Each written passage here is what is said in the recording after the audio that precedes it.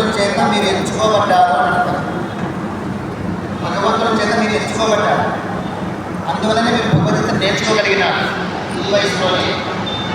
ఇంకా చాలామంది వృద్ధాప్యంలో ఉండి ముసలితనానికి వచ్చి చనిపోయే సమయం వస్తున్న మీరు కూడా చాలామంది భగవద్గీత పరిచయం లేదు, భగవద్గీత తెలియదు. మీరు చిన్న వయసులోనే, చిన్న వయసు అంటే పెద్ద వయసు అంటే ఎవరు లేదు. ఒక్కరికి వయసు ఎంత తెలిసిన ఈ యొక్క మానవ జన్మలో కలియుగంలో మనిషి ఆయుష్ ఎంత అంటే 120 సంవత్సరాలు. 120 సంవత్సరాలలో 60 సంవత్సరాలు అయినా అర్థం వయసే లెక్క. 60 ఏళ్ళు అయినప్పటికీ అర్థం వయసే లెక్క. అక్కడ 60 ఏళ్ళైనా అర్థం వయసే, ఇంకా అర్థం జీవితం ఉంటుంది. ఉద్యోగస్తులు పెట్టి 60 ఏళ్ళకి రిటైర్మెంట్ పెట్టారంటే 60 సంవత్సరాల వరకు దేశ సేవ, సమాజ సేవ, ప్రభుత్వం సేవ చేసి మిగిలిన 60 సంవత్సరాలు ఈ ఆధ్యాత్మిక సాధనతో భగవంతుడు చేరుకోవడం కోసము. భగవంతుడు చేరుకోవడానికి ఇంకా 60 సంవత్సరాలు. కాబట్టి ఇదంతా చిన్న చిన్న వయసు మనందరికీ కూడా భగవంతుడు మనం నేర్చుకున్నట్టే లెక్క. 85 సంవత్సరాల వయసు యుద్ధం చేసిన మానవుడు, 85 సంవత్సరాల వయసు, 35 ఏళ్ళ వయసులో వివాహం చేస్తున్నారు ధర్మరాజు. ఆ లెక్కన మనము యుద్ధం చేయాల్సిన అవసరం ఉంటుంది. భగవద్గీత బాగా నేర్చుకున్నారని ప్రతి ఒక్కరికి ఒక సేవ చేసే పనిముట్టు. ప్రతి ఒక్కరూ కూడా ఒక పనిముట్టుగా తయారైనారు. ఈ నేర్చుకున్నటువంటి భగవద్గీత, అయ్యో నేను సమాజానికి ఏం చేయగలను, నా చేత ఏమవుతుంది, నా దగ్గర డబ్బులేం లేవు, డబ్బులున్నా ఉంటే ఎంతమందికి ఉపయోగించవచ్చు, అధికారంగా భగవద్గీత సేవ చేయొచ్చు. ఇవేమీ లేవు కదా, ధనము లేదు, ఆస్తి లేదు, అంతస్తు లేదు, అధికారము లేదు, నేను సమాజానికి ఏం చేయగలను అని భయపడాల్సిన, బాధపడాల్సిన అవసరం లేకుండా చేయవచ్చు. భగవద్గీత మీరు బాగా నేర్చుకున్నారు, బాగా చదివేది వస్తుంది, చదివేది బాగా వచ్చింది. కాబట్టి ఒక నలుగురు పిల్లల్ని కూర్చోబెట్టుకుని చదువు చూపిస్తున్నా, భగవద్గీత నేర్పిస్తూ ఉన్నా, మీరు ఎంతో సేవ చేస్తున్నారు. నేను పిల్లలే రేపటి పౌరులు. భవిష్యత్తు చెప్పాలంటే పిల్లలు నేర్పించాలనుకోని భవిష్యత్తులో వాళ్ళే గొప్ప పౌరులు అయ్యారు, గొప్పవాళ్ళు అయ్యారు. టీచర్స్ కావచ్చు, ఇంజనీర్లు కావచ్చు, డాక్టర్లు కావచ్చు. ఆ పిల్లలు కూడా బాగా నేర్చుకోవాలంటే వాళ్ళు పద్ధతి నేర్పించే విధానం పెట్టాలిగా. కాబట్టి మీకు ఇచ్చే సందేశం ఏంటంటే కాదు, మీకు వచ్చినటువంటి భగవద్గీత ఏ స్కూల్స్లో కానీ కేజీ స్కూల్లో పోయాక వాళ్ళు ఒప్పుకుంటారు. నేను కూడా నేర్పిస్తుంది కేజీ సాయంకాలం అయితే వాళ్ళు ఫ్రీగా ఉంటారు. పుష్పాలు కలిగిన చక్కగా వచ్చి చెప్పమంటారు. ఆ పిల్లలు బాగా చక్కగా చెప్తారు ఒక గంట. లేదా ఎలిమెంటరీ స్కూల్స్ కానీ, హై స్కూల్స్ కానీ, ప్రైవేట్ స్కూల్స్లో కూడా భగవద్గీత నేర్పించవచ్చు. మీరు దగ్గరగా చూసుకోండి. ఇప్పుడే మనం ఇంకా ప్రాక్టీస్ చేయకుండా మనం చేయాలనుకున్నాం. పోనీ లేదు 10 ఏళ్ళు కానీ ఇంకా 10 సంవత్సరాలు కానీ లేదు, మీరు బాగా ఫ్రీగా ఉండాలి, బాగా చదువుతున్నట్టు వదిలిపెట్టారు. రోజు ఒక అధ్యాయం, 2 అధ్యాయాల, 3 అధ్యాయాల భగవద్గీత చదువుతూనే ఉండండి. భగవంతుడే పంపిస్తారు అంతే మీ దగ్గరికి. భగవంతుడే చూడండి, రోజున బెల్లం చదువుకోండి. ఎవరు చెప్పకుండానే చెప్పున్నారా రాండి, ఈగన్నారా రాండి తెలిస్తే వస్తున్నాయా? వాళ్ళంతా అవే వచ్చేస్తారు. అలాగే మన దగ్గర జ్ఞానం ఉంది అని మనం జ్ఞానం అనే బెల్లం చదువుకోండి. చక్కగా కానీ స్వీట్గా చదువుకోండి. ఆటోమేటిక్గా జ్ఞానం నేర్చుకోవడం కోసం భగవంతుడే అని పంపిస్తారు. మీకు శ్రద్ధ కలిగి మీకే భగవంతుని లోపల కూడా మనసు పెట్టి అనే ఎందుకంటే ఖాళీగా ఉన్నాం కదా, రోజు ఒక గంట సేపు అయినా సేవ చేయలేకపోతున్నాను. ఎంతసేపు సంసారమైనా జీవితం అంటే రోజు ఒక సంసారమేనా, ఒక గంట సేపు అయినా సమాజ శ్రేయస్సు కోసం ఉపయోగిద్దాం అని చెప్పేసి భగవంతుడే మీరు మనసులో మార్పు చేయొచ్చు. అలా మనసులో పుట్టించాలనుకోండి, మీ ఇంట్లో వాళ్ళందరూ కూడా సహకరిస్తారు. వాళ్ళే మిమ్మల్ని కూర్చోబెట్టుకుని బయట కూర్చోబెట్టుకుని వాళ్ళ గుడిలో, ఒక దేవస్థానంలో ఒక 10 మంది ఆడవాళ్ళగా, 10 మంది పిల్లలగా, స్కూల్ పిల్లలగా, ఎవరికొకరికి కనీసం ఎవరికి నేర్పించేది కూడా వాళ్ళు చదువురాని ఉండేవాళ్ళు కదా మంది. వాళ్ళు కూర్చోబెట్టుకునేసేసి నేను భగవద్గీత చదివినిపిస్తానక్క, అమ్మగారు వినల్లమ్మ, ఎంతో పుణ్యం ఉంటుంది అని చెప్పేసి మీరు చదివి వినిపిస్తూ ఉంటే వాళ్ళు ఒక మాట కాకపోతే ఒక మాట అయినా పునర్జరుగుతుంది, లేదా మీకు మరింత ప్రాక్టీస్ అవుతుంది. మనం చదువుకుంటూ ఉంటే అర్థమయ్యేది ఒక రకమైతే మనం ఇంకొకరికి బోధిస్తున్నాం అనుకోండి, అప్పుడు అర్థమయ్యేది ఇంకా ఎక్కువ ఉంటుంది, బుర్రకు బాగా ఎక్కుతుంది, మనకెక్కుతుంది. అదే చెప్తున్నాం కదా, మేము నేర్పించడం వల్ల, నేను కానీ మీ మేడం కానీ నేర్పించడం వల్ల భగవద్గీత ఎవరికి ఉద్ధరించడమే కాదు, మమ్మల్ని మేము ఉద్ధరించుకోవడం కోసం మీకు నేర్పిస్తున్నాం. మేము నేర్పించే కొద్దీ మాకు బాగా వస్తుంది. ఇప్పుడు ఈ సంవత్సరంలో మేము నేర్పిస్తూ ఉంటే భగవద్గీతను మరొకంగా అర్థమైతే మళ్ళీ సంవత్సరానికి మరో రకంగా ఇంకొక కోణంలో బాగా అర్థమైతే వస్తుంది. భగవద్గీత అనేది నిత్య నూతన, నేర్పించే కొద్దీ కొత్తగా అర్థమైతే వస్తుంది. అదొక జ్ఞానధ్వని, తోడే కొద్దీ మనలో మాణిక్యాలు గరిమ నుంచి వచ్చినట్టుగా భగవద్గీతను మనం చదివే కొద్దీ నేర్పించే కొద్దీ, సాధన చేసే కొద్దీ, అధ్యయనం చేయించే కొద్దీ ఎక్కువ మనకు అర్థమైతా వస్తుంది. చాలా డెప్త్. వివేకానంద స్వామి అంటాడు, భగవద్గీతను పూర్తిగా అర్థం చేసుకోవాలి అంటే ఒక జన్మ చాలు, ఒక జన్మే చాలు. అయితే మనం ఈ విధంగా 10 మందికి చెప్పిస్తూ పోవడం వల్ల తొందరగా మనకు అది అవగాహనకు వస్తుంది. మనం చదివేది నేర్చుకోవడం ఒక ఎత్తు అయితే నేర్పించడం ఒక ఎత్తు అయితే మనం ఆచరణ చేయడం మరో ఎత్తు. మనం చెప్పే కొద్దీ మనకు కూడా కక్కన, అరే నేను ఇలా చేస్తున్నాను ఏది కదా, వీళ్ళనేమో బాగా సహకరిస్తుందని చెప్పేసి మంచిగా మాట్లాడేస్తారు. వాళ్ళైతే నాకు సహకరించడం అని చెప్పేసి వాళ్ళు చూస్తున్నాంటే అన్నట్టుగా ఉంటే ఏం బాగుంటుంది, అలా ఉండకూడదు కదా. వీళ్ళు నాకు సహకరించకపోయినా సహకరిస్తున్నారంటే భగవంతుని అనుగ్రహం, మనం సహకరించలేదు అంటే అది కూడా భగవంతుని అనుగ్రహమే. దాని నుంచి ఏమో దోషాలు తిరిగిపోతున్నాయనుకుంటా. కాబట్టి నాకేం కార్యక్రమం జరిగిపోతా ఉంది కదా, ఎందుకు ఇబ్బంది పెట్టాలి అని చెప్పేసి సమచిత్తంతో నడుచుకోవాలనేటువంటి జ్ఞానం అనేది చెప్పే కొద్ది మనకు వస్తుంది. భగవద్గీత ఒక మొదటి అధ్యాయం మినహాయిస్తే ప్రతి అధ్యాయంలో మొత్తం 18 అధ్యాయాలు ఉన్నాయా, ప్రతి ఒక్కరూ గుర్తుపెట్టుకోలేక సమచిత్తమే చెప్తూ వస్తున్నాడు భగవద్గీత. నీకు మేలు చేసిన వారైనా సరే సహకరించాలి, కీడు చేసిన వాళ్ళకు కూడాను సహకరించాలి. మీ నుంచి చేయగలిగేటువంటి మంచి ఏదైతే ఉందో నీకు హాని కలిగించిన వాళ్ళకు కూడాను చేయండి. హానిని గుర్తు పెట్టుకోవాలి. మిమ్మల్ని ఏమైనా బాధ పెట్టి ఉంటే దాన్ని గుర్తు పెట్టుకోవాలి. గత జన్మలో ఏదో బంధాలు ఉంటాయి, దాన్ని మనసులో పెట్టుకోవాలి. ఆ బంధానుసారమైన సమస్యలు వస్తూ ఉంటాయి, అదే మనసులో పెట్టుకొని ఆలోచన చేస్తే మనకు సామాన్యులకు తేడా లేదు. భగవద్గీత చదువుతున్నారంటే మాన్యులు లెక్క. భగవద్గీత చదువుతున్నామంటే మనం మాన్యులము. వింటున్నారా? భగవద్గీత చదువుతున్నామంటే మనం మాన్యులు అంటే గౌరవింపదగ్గ వాళ్ళు. సామాన్యులు అంటే భగవద్గీత చదివిన వాళ్ళందరూ సామాన్యుల కిందకి లెక్క. వాళ్ళకి పరిపూర్ణ జ్ఞానం తెలిసిరా. భగవద్గీత పరిపూర్ణ జ్ఞానం కానీ, కాబట్టి భగవద్గీత మనం చదువుతున్నామంటే మనకు పరిపక్వత వస్తుంది. చదవంగా పరిపూర్ణత వస్తుంది, పరిపక్వత వస్తుంది. అందువల్ల సమచిత్తం అనేది సులభంగా మనకు దగ్గర అవుతుంది. ఈ భగవద్గీత చదువుతున్న వృత్తి ఏమిటి అంటే మనం సమచిత్తంతో నడుచుకోవడమే మనకి లక్షణం. మన శత్రువులు కానీ మిత్రులు కానీ సమచిత్తంతో నడుచుకోవాలి. మనకు మేలు చేసిన వాళ్ళు కానీ మనకు కీడు చేసిన వాళ్ళే కానీ సమానంగా తీసుకోవాలి. ఎవరిని అవమానపరచగలి, ఎవరిని బాధ పెట్టగలి, ఎవరిని బాధ పెట్టే ప్రయత్నం మనం చేయకూడదు. సాధ్యమైన వరకు మనమే కొంచెం బాధపడినా పడలేదు అనుకోవాలి. అందరూ బాగుండాలని కోరుకోవాలి.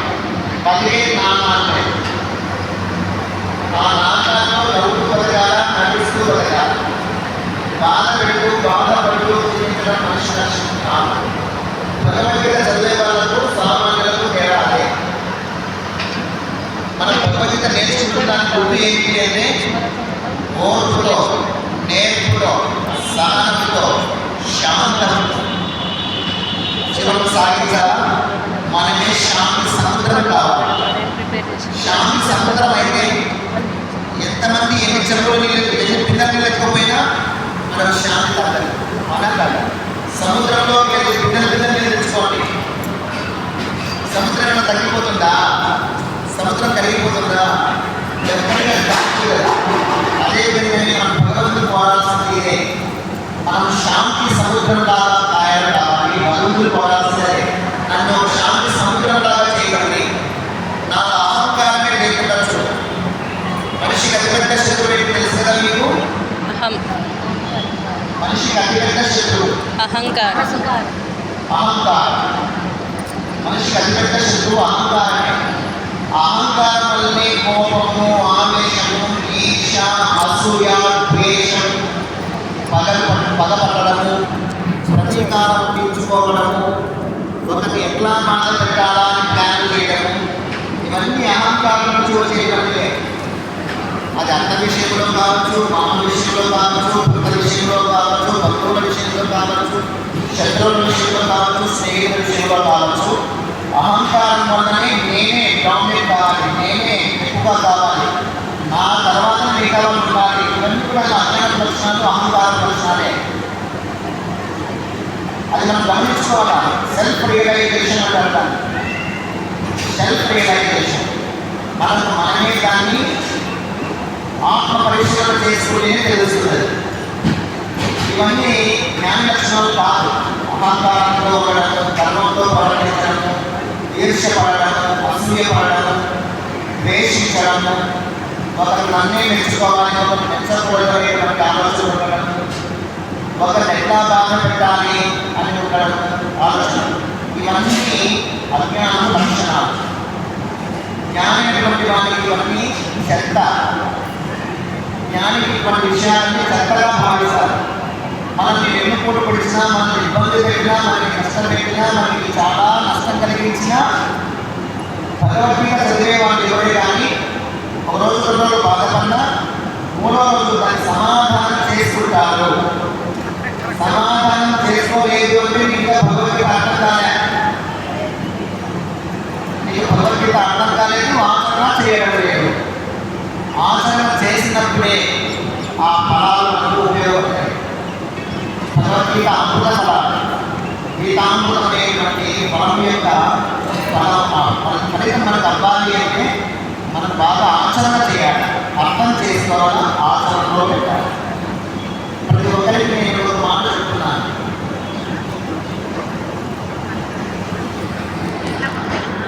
పదమూడవ అధ్యాయంలో భగవద్గీతలో 13వ అధ్యాయం 8వ శ్లోకము, 9వ శ్లోకము, 10వ శ్లోకము, 11వ శ్లోకము, 8, 9, 10, 11 శ్లోకాలు 13వ అధ్యాయంలో ఒక్కసారి దేవుడి దగ్గర చదివి ఈ గుణాలు నాకు ఇంకొని అడగాలి.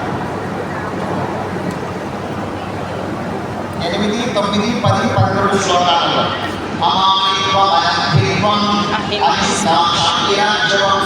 ఆచార్యోపాసనం శౌచం స్థైర్యమాత్మ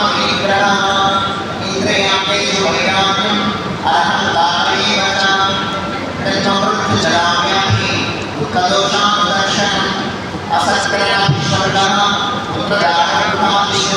నిత్యం సమచిత్తత్వం ఇష్టానిష్టోపపత్తిషు మైకానని యోగేన భక్తిరవ్యభిచారిణి వివిక్తదేశసేవిత్వం పరవ్యజన సంసది అజ్ఞానజ్ఞాననిత్యత్వం తత్వజ్ఞానాదర్శనం ఏకజ్ఞానమితి ప్రోక్తం అజ్ఞానోజగతో పట్టుకోండి. 8, 9, 10, 7, 8, 9 ఇది వస్తుంది, మైక్ వస్తుంది మధ్యలో, ఇది వస్తుంది. 7వ శ్లోకం నుంచి తీసుకోండి. అమానిత్వ మదం విత్వం నుంచి మొదలవుతుంది.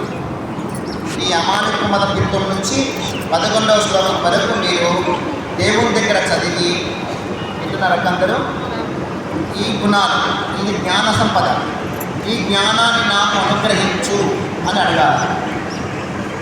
రెండవ సూత్రం ఏం చెప్తున్నానంటే మీకు రెండవ కోరిక భగవంతుని కోరాల్సింది 16వ అధ్యాయంలో 1, 2, 3 శ్లోకాలు. దైవాంతర సంపత్ విభాగ యోగ 16వ అధ్యాయం. దాంట్లో 1, 2, 3 శ్లోకాలు.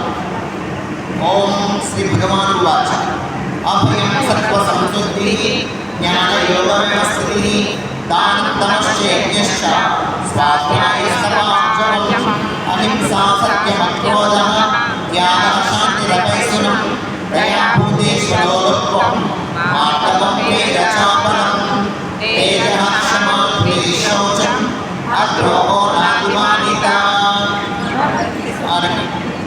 భవంతి సమ్మతం దైవం అభిజాతస్య భారత అనేది భగవంతుడు చెప్పే మాటలు రెండు. అవి నాతి మానిత ఇది చూడండి, నాతి మానిత అంతవరకే 26 దైవీ గుణాలు చెప్పినాడు. దేవగుణాలు, దేవతా లక్షణాలు 26 దేవతా లక్షణాలు. ఆ 3 శ్లోకాల కంటే 2.5 శ్లోకంలోనే వస్తుంది. ఈ దేవతా గుణాలు నాకు అనుగ్రహించుకొని దేవుడి దగ్గర ఒకసారి చెప్పుకొని మీరు అడగాలి. వింటున్నారా?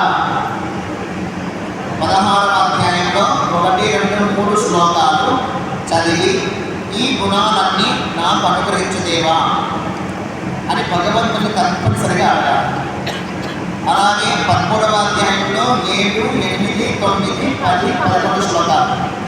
ఈ 5 శ్లోకాలు కూడా భగవంతుని సన్నిధానంలో చదివి ఈ జ్ఞాన గుణాలు నాకు అనుగ్రహించండి అని భగవంతుని మనం తప్పనిసరిగా వేడుకోవాలి, కోరుకోవాలి. ఈ గుణాలు మనలో వచ్చినాయనుకోండి, ఇంకా దేవతలు దేవుళ్ళు దేవస్థానాల్లో ఉండరు, మీ ఇళ్లలోనే మీ రూపంలోనే ఉంటారు. మీరే పరమ పవిత్రమైనటువంటి శక్తి స్వరూపాలు ఉన్నారు. యాదేవి సర్వభూతేషు జ్ఞానరూపేణ సంస్థిత నమస్తస్యై నమస్తస్యై నమస్తస్యై నమో నమః. యాదేవి సర్వభూతేషు ప్రజ్ఞారూపేణ సంస్థిత నమస్తస్యై నమస్తస్యై నమస్తస్యై నమో నమః.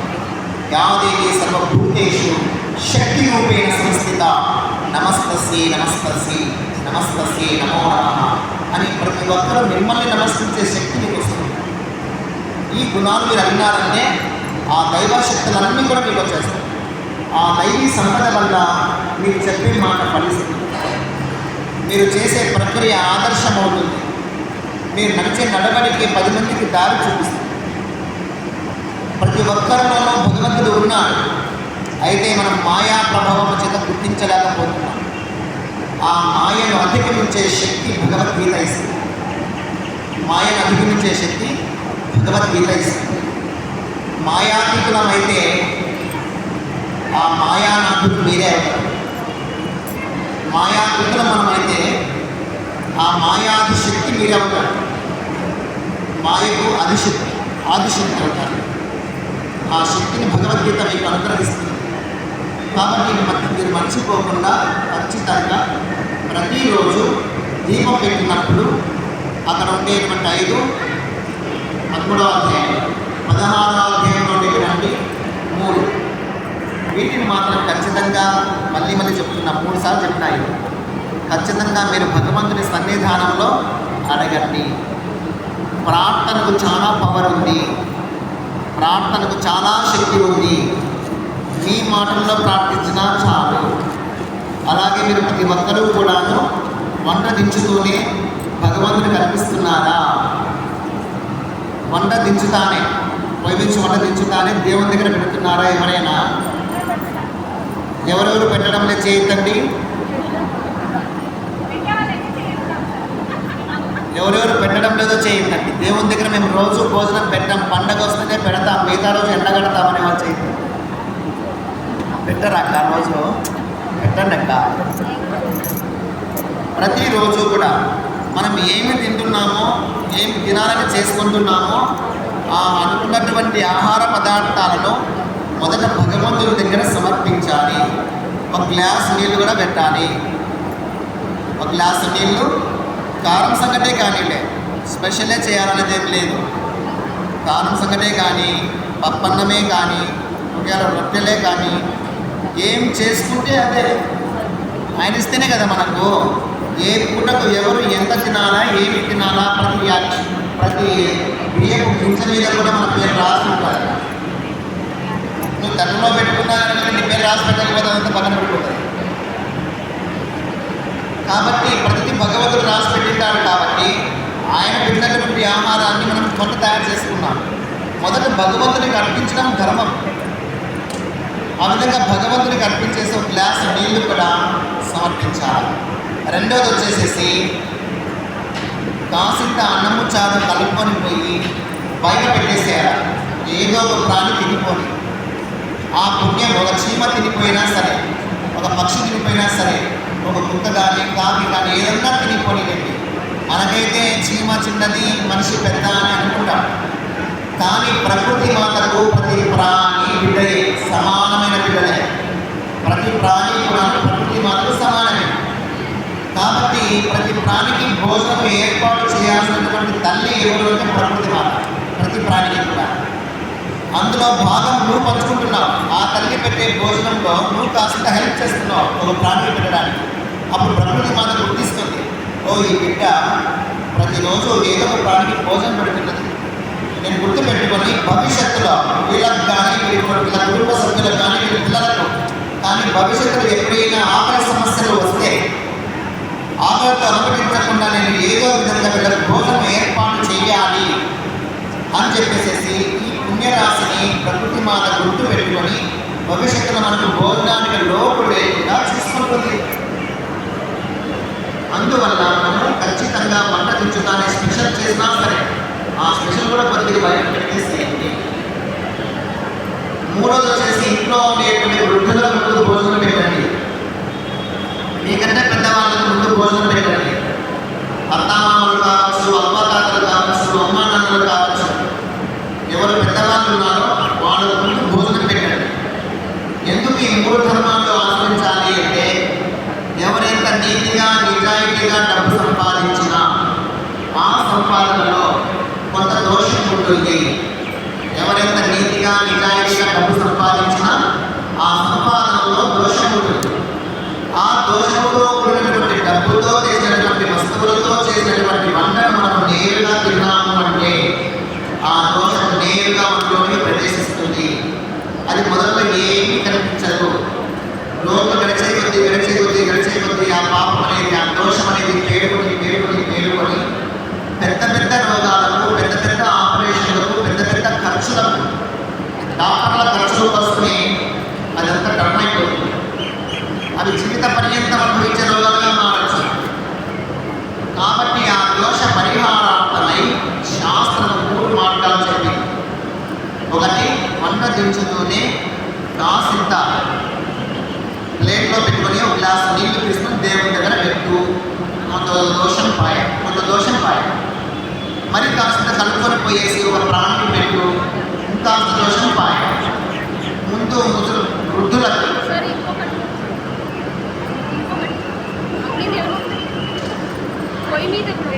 దేవునికి కూడా నిప్పులు ఉంటే కనుక చేయొచ్చు.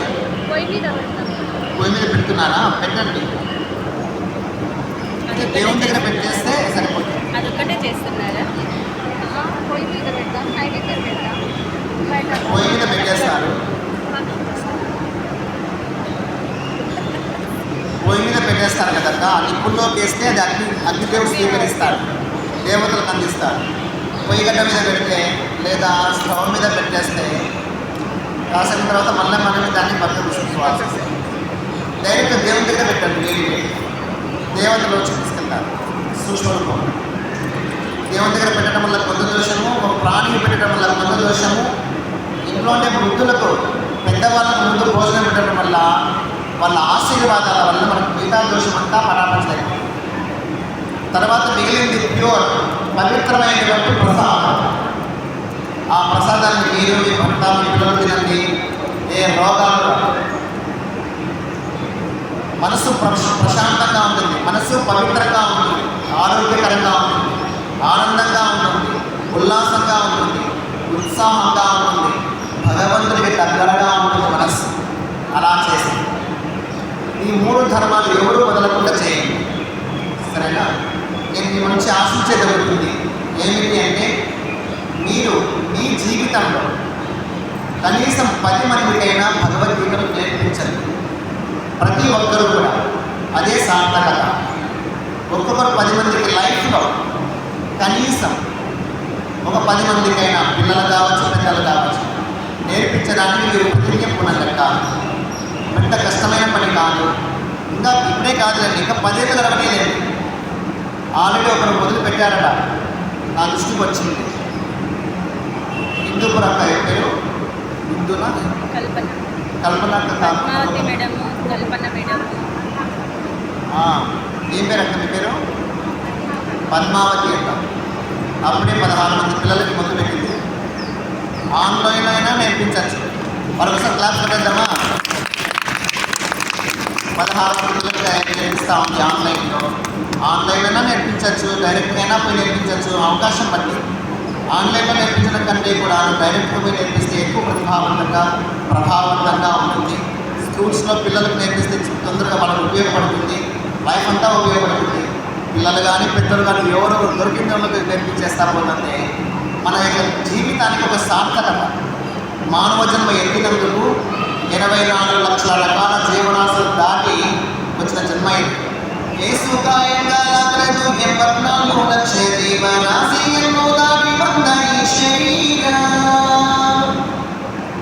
కనకదాస్ చెప్తారు ఈ పాట.